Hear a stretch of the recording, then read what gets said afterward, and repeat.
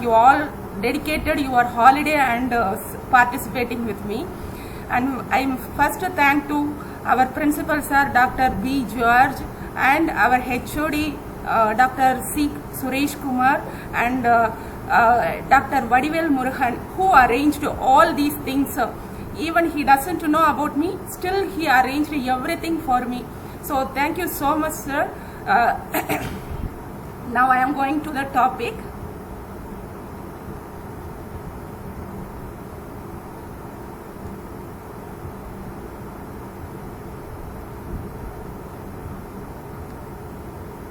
Sorry, I forgot to say about my guide name. She is Dr. K. Nirmala, Associate Professor from Qaid-e-Millat Government College for Women, Madras University. Now I am going to present about the topic. What is mobile computing? It allows continuous access to remote resources through small computing devices like laptop, tab, mobile devices, any other handheld devices. It is used in a wireless and cellular communication devices. It is activated by the mobile agent. It is a software only. It is behaving behalf of the user's attitude. It is reacting behalf of the user's behavior. Communication satellite. Communication satellite is a big microwave repeater in the sky. Its services allow global coverage. Satellite play the role of mobile base station. It is categorized into orbital altitude of the satellite. First thing is LEOs. LEOs means low Earth orbits. It is working only 1000 kilometers altitudes only. And MEOs. MEOs means actually it is in the sky. Everything is in the sky. But the orbit altitude is LEOs is 1000 kilometer. MEOs is 18,000 kilometer. GEOs is 36,000 kilometers, we can say.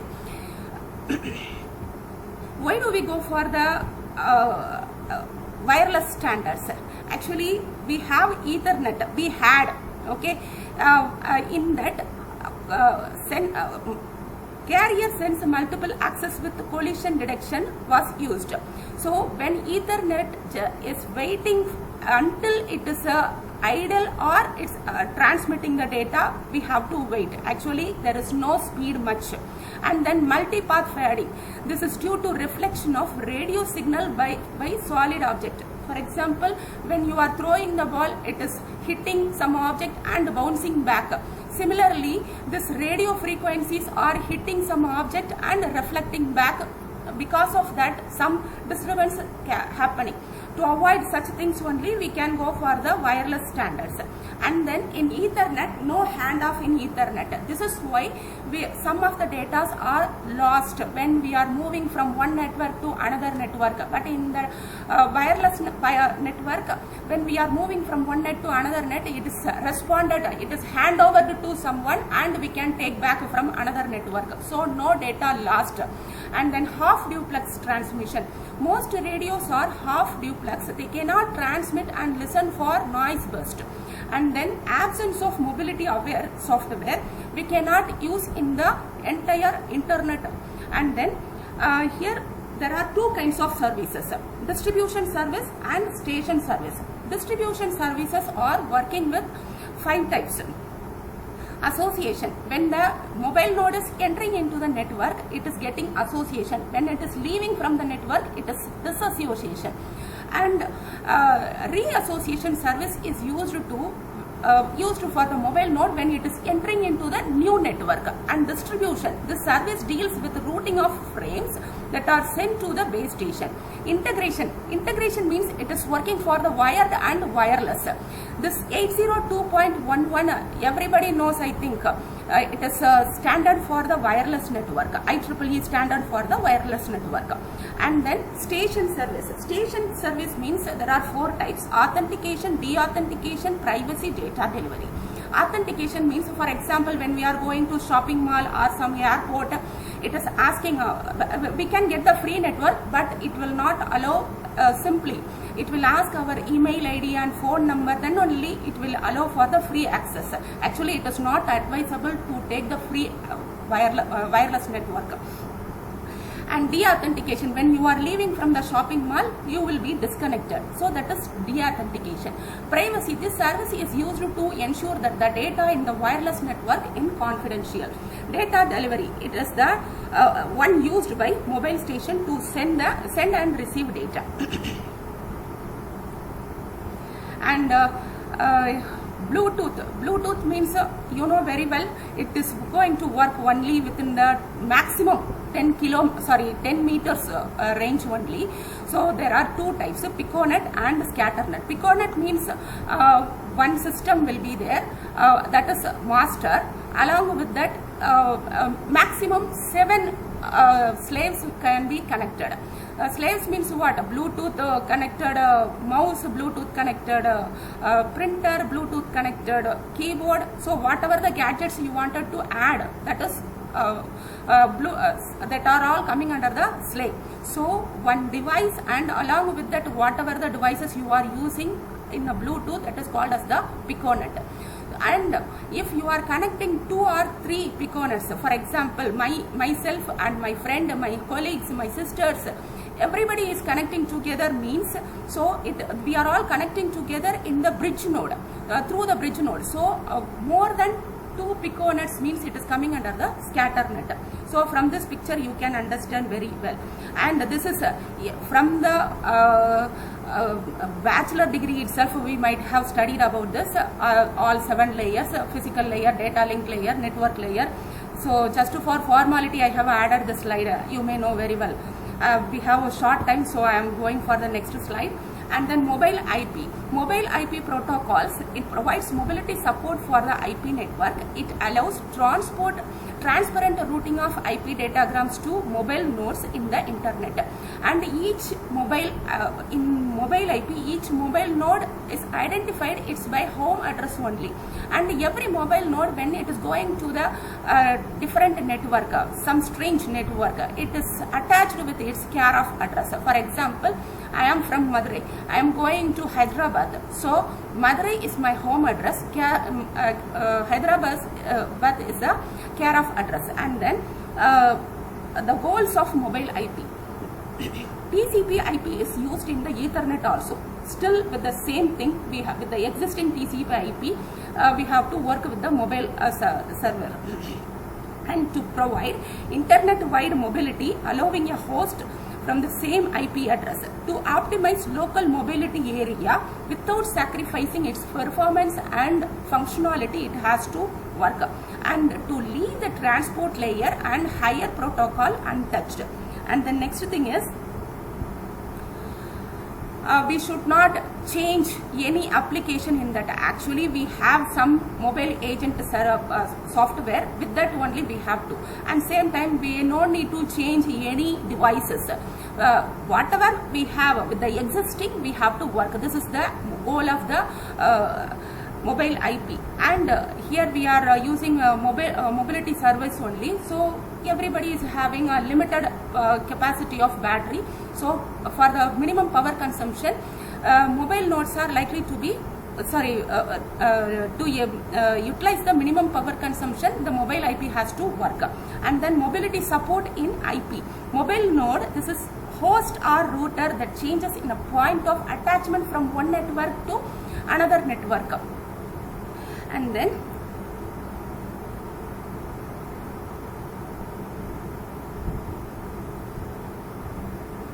home agent. This is the router on a mobile node's home network, which tunnels and redirects datagrams for delivery to the mobile node. Foreign agent, this is a router on mobile node. It is supporting for the visitors. Whoever is visiting into that current network, that strange network, it is supporting for that. That means it is hosting service, free, some charged service or free service, something. Hello. For example, when we are going to Hyderabad, we are charged for the roaming, right? So similarly, we can consider home agent means our home city. Hello. Home agent means our city's network. Yes, ma'am. Audible, ma'am. Audible. Okay, sir. Foreign agent means it is where we are visiting. That is the foreign agent. And then see here. Actually, this is VR. we are away from the home. So when we are trying to send or receive data, first we are accessing our home address, then it is tunneled or redirected to the foreign agent. Then we are requesting, because my daughter is coming to your house, please take care of, like that we are requesting, no? So like that, here our home agent is requesting the our guest, that means a foreign agent. Then this foreign agent is redirecting and detunneling the data to the remote host. Okay, and the next thing is MANET characteristics. Every node in the network functions as a router. The nodes are free to move arbitrarily, and the topology of the network can be dynamic. Definitely topology will be dynamic. Sometimes bus topology, sometimes star topology. So it depends on the network where we are entering, the topology will be getting changed. And then wireless connectivity between nodes constrains the bandwidth of the networks and lower its capacity. Here the advantage is deployment is easy and network is robust and low cost. Form the basis of all the pervasive and ubiquitous computing. Ubiquitous computing means no other option, we must have the wireless connection. Pervasive means its physical structure, its configuration is manufacturing configuration is like that, so no other option. So these are all coming under the wireless network with the MANET characteristics. MANET means what? Mobile ad hoc network, that's all. And then applications, PAN means cell phones, laptops, wearable computers. Okay, we will see whatever it is. And WAN means body area network. Body area network means we have a phone. With that we are using some gadgets in our body itself, like a Bluetooth watch, and then headphone, mic, Bluetooth mic, everything we are using. No, so these are all coming under the WAN. And then PAN means personal area network. This is also somewhat similar to WAN, but actually the thing is, projector, printer we cannot carry in our body. So whatever we are able to carry in our body, that is coming under the WAN. Whichever is not able to carry in our body and we can use within the 5-meter range, within a Bluetooth range, that is coming under the PAN. And WLANs. WLANs means wireless local area network. It is greater flexibility as compared with the wired LANs. It can work 100 to 500 meters. And it is tolerable of unexpected network faults, resilience of increasing traffic loads, minimum energy consumption. And the next thing is, we are going for the requirements of routing protocol. Why do we go for the requirements? The routing protocol should operate in a distributed manner because it is a wide area network. So it is operated in a distributed manner and be multi-hop and loop free for best results. The protocol should operate in a demand-based, that is reactive or proactive mode, because of the possibility of rapid changes in topology. And then routing protocol should be scalable, should be provisioned for sleepy period. Actually the thing is, in Ethernet, either we are using that route or not, that network pathway, either we are using or not, that path will be busy. That's why when we are sending data, same time we cannot receive data. Such difficult is there in Ethernet. But in the wireless network, whichever the path is needed, that only will be used. Remaining will not be used. This is why nowadays the wireless network charge is very less. Cost is very less. In the earlier days, it was very high. And some of the things, if it is not used, it will be in the sleepy period. This in the heavy traffic, it is being supported. And then there are two basic parts of routing protocols: route discovery, route maintenance. Route discovery is required to be done frequently because node mobility is high, and maintenance also to be done for the same reason, because route changes can occur due to factors like noise, interference, link breakage. So the route has to be maintained always. And then MANET characteristics, classification of routing protocols. MANET routing protocols, it is divided into two parts: unicast, multicast. And unicast is the general, again it is divided into general and protocol using position information. In this general, there are three types: proactive, reactive, hybrid. I am going to explain only a few things only, not all the thing. Here Proactive routing protocols.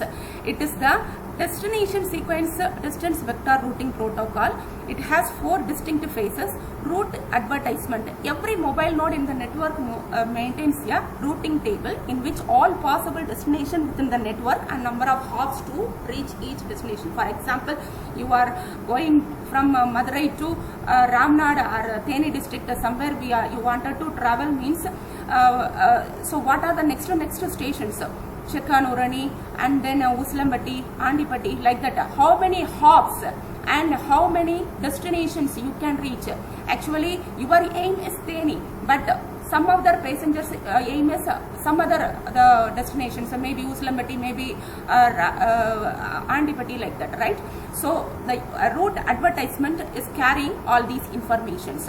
And then routing table entry structure. The data broadcast by each mobile node contains a new sequence number, that is destination address, number of hops going to be reached, and then sequence number of information received. Sequence number of information received means, for example, simply I am saying, how are you? So when I am sending the data, how are you? How is the first one, R is the second one, third is U. So this is the sequence number of data. And then responding to topology changes. I told you already we are going to enter in the different kinds of network. So we have to adapt with the strange topology. Whatever we are entering, with that we need to adapt. So, so route selection criteria. Mobile host receives new routing information. It compares to that already available from previous routing packets. More recent sequence number is used. Whichever the route we have used, that the most recent that will be used, and then old will be discarded. And then next thing is reactive routing protocols. Routes are created when decided by the source node. On demand only it is going to be created. Otherwise, without necessity, if we create means our wireless cost will be more. And then protocols are known as on-demand routing protocol. Route discovery procedure is needed before data transmission. There are 3 types: dynamic, adaptive, on-demand vector, and temporary. I am not going to say about that. That's why the font size is very small. Now we are going to discuss only DSR and AODV. DSR is a protocol that does, we have short time, so from the picture I will explain, sorry for that. Suppose from A to E we wanted to send the data, means there are 2 kinds of path, A, B, D, E, otherwise A, C, E. So how many hops that can be recorded in the first one, in the data packet, and then the source and then destination. Then it is requesting for the next hop. When it is requesting, that is called route request, RREQ. Then it is going here, then it is mentioned as a AB. Actually source destination is different and the path will be added. Then again it is carried to the next hop. So for AE, ABD. Then again it is coming here. So for AE, ABDE. Suppose if you select this this path, ACE means your data here is 3AE. So AC, then ACE. Okay, so here it is mentioned. Okay, on-demand routing protocols, and then it discovers the routes between the source and destination, and intermediate nodes don't maintain routing information. Then less number of network overheads only, and prerequisite packet request, packet reply, route cache are used here. And then adaptive on-demand distance vector protocol. It is a reactive distance vector routing protocol based on distributed Bellman-Ford routing algorithm. It is working to improve the DSR by maintaining routing tables so that data packets do not have to contain routes. See, here we are having AB, ABD, ABDE, like that we are maintaining. So that is not needed here. So here when we are requesting, it is going in this way. Okay, it is saved in the route cache memory. So suppose After this, suppose I am asking by phone, how are you? I am asking, you will say I am fine. So that I am fine, that reply is coming in the same route. So that is called as the route reply. So when we are sending the data, that route is saved temporarily for a few minutes to utilize the same route to send back the data. So this is why in the very earlier days when I was studying in the school, when I was doing bachelor degree, that time network was very poor. We have to book a trunk call to call at least to Chennai. Now everybody is calling everywhere. So after the wireless, many advantages came. And then mobile agent. Mobile agent is a software. It can move themselves to new locations called mobile agents. And more especially, a mobile agent is an agent that can move at a time of its own choice from machine to machine in a heterogeneous network. Mobile agents are autonomous, intelligent programs that move through. Hello? Hello? Hello? Yes, ma'am, audible, ma'am. Okay, sir. Okay, sir. Ma'am, yes, ma'am, audible, ma'am. Okay, sir. Continue, ma'am. Okay, Please sir. continue. Mobile agents are autonomous, intelligent programs that move through a network, searching for and interacting with services on the user's behalf. And mobile agent system are use specified servers to interpret the agent's behavior. Here, two different pieces are there. One piece is the code itself, which consists of instruction that define the behavior of the agent. Second piece is the current state of the execution agent. And then characteristics of mobile agents. It is having its unique identity. It must determine what other agents are executing, and it must be able to determine what messages other agents accept and send, and it must allow agents to communicate with each other. It must allow multiple agents to coexist and execute simultaneously. It must be able to negotiate the exchange of agents, and it must be able to freeze and thaw an agent executions. If it is required, it can freeze. When it is going to freeze, when we are, I told you very first, maybe in third slide, I think, handoff. Handoff means from one network to another network. When we are going, while we leave, the execution of the mobile agent is frozen. Then when we are entering into the next network, it will be thaw, and it must prevent agents from directly interfering with each other. See, from this picture you can understand easily. Actually, there are two hosts, host A, host B. Both are connected in the physical network, and it is supported by the agent server 1, agent server 2 with respectively. So suppose agent X wanted to communicate with the agent Y, means he has to migrate from here to host B, then only he can communicate. So this is the architecture of the mobile agent system. And then requirements for mobile agent system. Portability, ubiquity. Mobile agent code itself must be portable. Then only it can be adaptable with any server. Just now I told you this host A, host B is supported with the agent server 1 and 2. Without this agent server we cannot. So this mobile agent must be the portable to adapt with any server. And then another thing is ubiquity. In order for mobile agents to be successful, they need access to many different computer resources. And then network communication. To live in the network communication, the code language must be very simple. Server security. A major concern specific to mobile agent is the protection of servers, and also in the agent it is secured. And resource accounting, how much resources we are using, according to that the cost will be varied. For example, cloud computing, it is also wireless network only, coming under the wireless network only. How much we are using cloud computing, like electricity, it will be charged, right? And then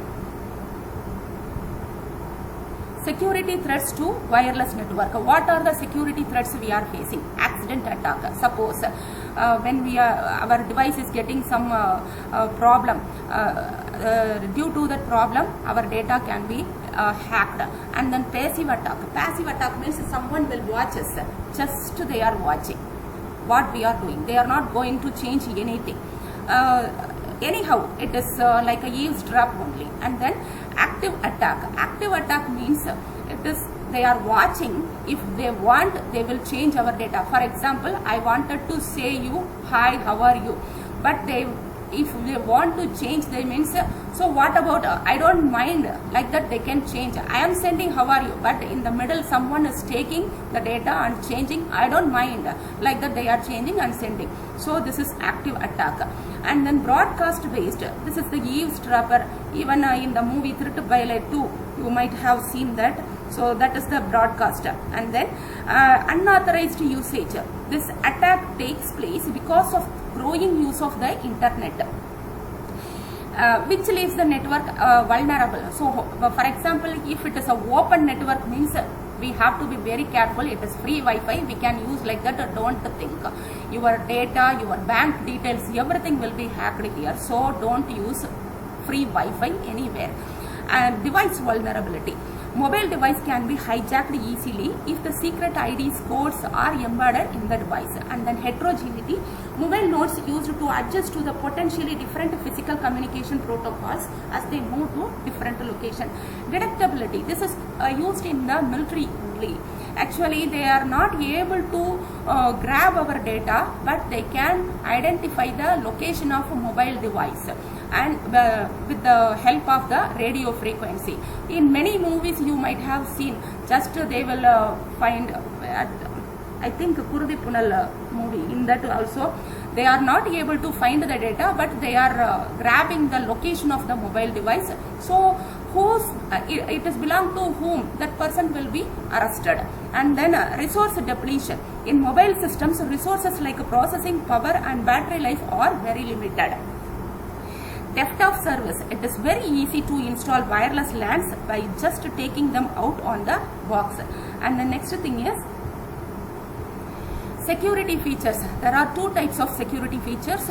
One is open system authentication, another one is shared key authentication. Open system authentication means it is free Wi-Fi, open without any password. It won't ask any authentication. So when you are going to a hotel or when you are going to shopping mall, if it is asking for free Wi-Fi, means don't enjoy that free Wi-Fi.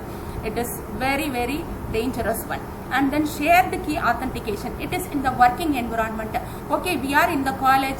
Okay, we wanted to transfer some amount. We are able to use the college network, because only we as a college student or as a college staff, we can use the college premises, right? That password we are able to get. But this is also sometimes vulnerable only. It is not advisable. For both the above authentication methods have limitations. So wireless station and access point are there. Wireless station can be authorized in the access point, but access point request cannot be authenticated in the wireless. And then it is used in the shared key authentication. It is sending some authentication request, so access point is accepting. But when access point is asking for the authentication, it will not be allowed. And then confidentiality. The aim of providing confidentiality or privacy is to prevent information being eavesdropped during transfer. And then next thing is integrity. Actually here data can be protected from eavesdropping during transmission over the wireless link using wired equivalent privacy. And then 802.11 standard web supports only a 40-bit cryptographic keys. Integrity means it is supporting for the wireless and wired. That is why here we are using the wired equivalent privacy. And then Bluetooth security. This is everybody knows. Authentication means first we are trying to connect. We are opening the Bluetooth. Then it is looking for the neighbor devices, and it will ask which one has to be connected, then you can connect with that, and then the second party also has to accept the connection, then which file wanted to share. So it is pakka security, no problem. And then actually this complete content is referred from this mobile computing Kumkum or Dr. Kumkum Kar. You can also enjoy this book, very nice. And finally I wanted to express my heartful thanks to everybody whoever dedicated their holiday and sitting with me. Once again I wanted to thank our principal sir Dr. B. George, our HOD sir Dr. C. Suresh Kumar, and Dr. Vadivel Murugan, Dr. Usha Rani ma'am, and all our listeners. One point I wanted to say, Dr. Suresh Kumar was my MPhil guide in 2007.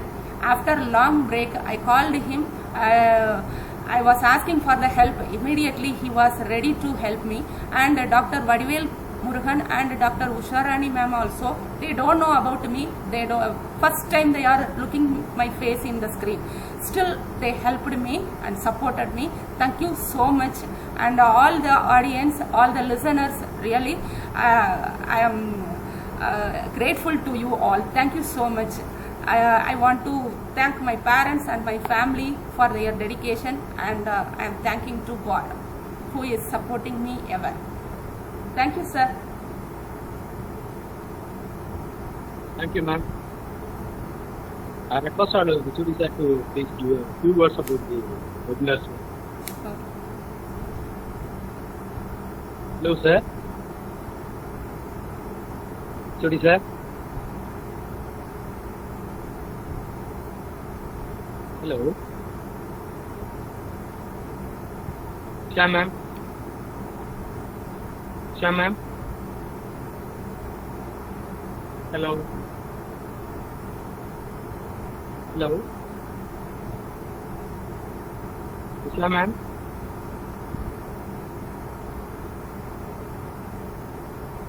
Oh, we have a limited time. Thank you, guys and girls. Thank you very much, ma'am. So, present atmosphere, you make a little bit sense about that mobile computing atmosphere. It's a very great pleasure to see you in our screen. The small steps to organize a sorry, sir. I will send my PowerPoint slides to all the students, sir. They can refer. Very sorry. Now only I am notifying that. Okay. I think you didn't share any screen to us.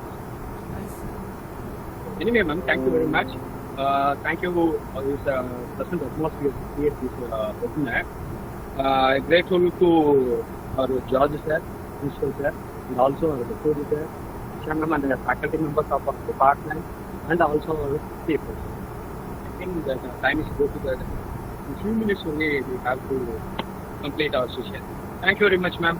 I'll share that feedback form to my students, and I'll collect the details, and after I will send to you. So only that 2 minutes we have to conclude this session. Thank you very much, ma'am. Okay, sir. Thank you, sir. Thank you. Thank you very much, ma'am. Thank you, students. Thank you, faculty members. Thank you, Vijay sir and Vishnu ma'am.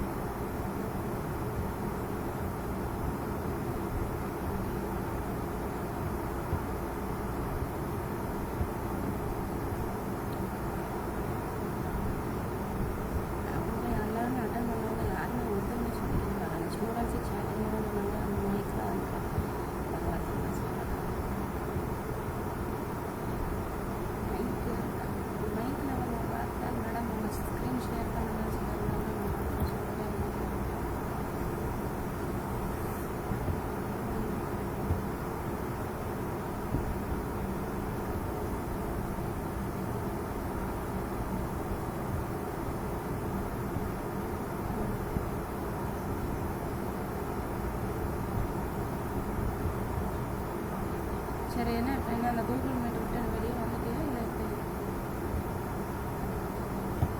இன்னும் close ஆகலன்னா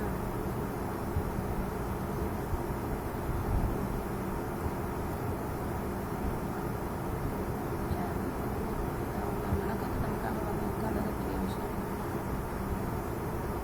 ஸ்க்ரீனை எங்கேயோ நான் விட்டுட்டேன்.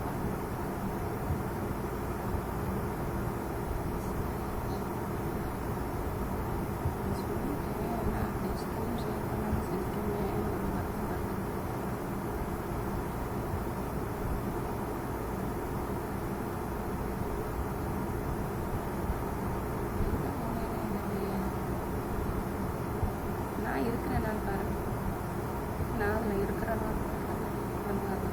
உன்னோட பிடிப்பு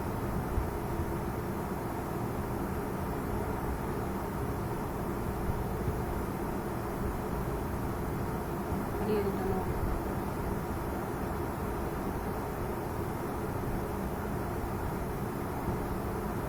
திரும்பவும் join பண்ணணும்.